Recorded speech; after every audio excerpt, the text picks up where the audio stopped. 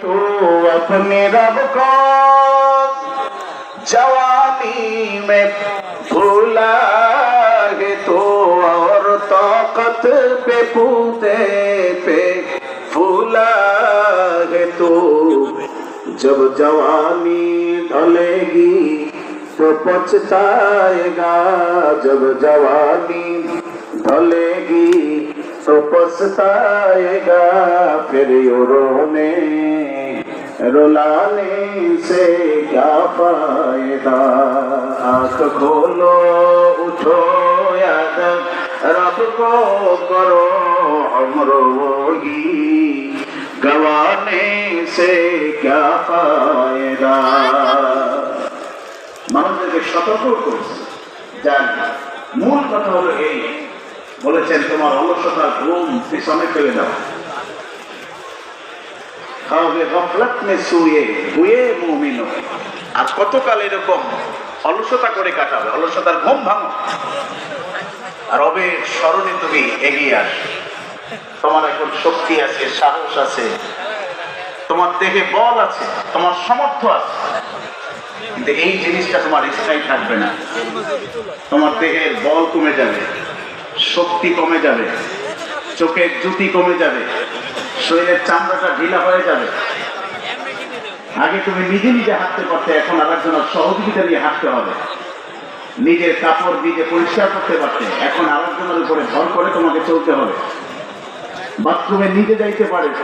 এখন আরেকজনের সহযোগিতা নিয়ে বাথরুমে যেতে হবে নিজে অর্থ করি যখন যেভাবে ইচ্ছা খরচ করতে পারতে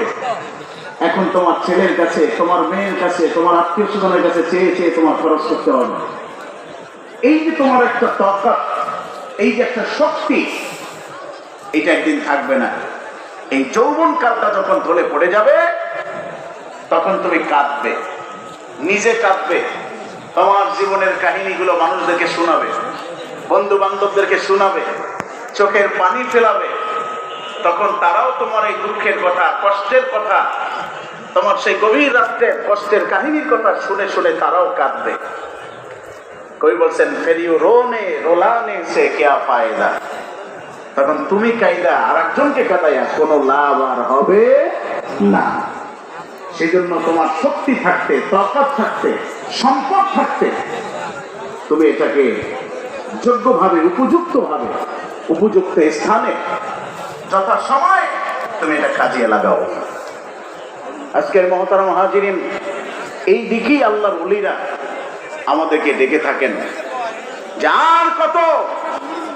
নিজেদের জীবনটাকে অলসতার মধ্যে পার করে দিবে আর কত নামাজ রোজা হজ যাকাত সুন্নাত থেকে দূরে থাকবে আর কত আল্লাহর ওলিদের সোহবত থেকে নিজেদেরকে দূরে সরিয়ে রাখবে আসো নিজেদের আমলের পরিবর্তন ঘটাও আসো সুন্নাত তরিকার মাধ্যমে নিজের জীবনটাকে করো আসো দ্বীন এবং সুন্নাহর পতাকা এসে আল্লাহ এবং আল্লাহ রাসূলের রেজামন্দি হাসিল করে নিজেকে আল্লাহর ওলির দপ্তরে নামটা লেখায়া আল্লাহর দরবারে তুমি একজন মুমিন হিসাবে মুত্তাকি হিসাবে নিজেকে উপস্থিত করো উপযুক্তভাবে নবী আল্লাহর দরবারে নিজেকে সুপর্দ করো আর সেই জন্যই এই সাকসিনা দরবার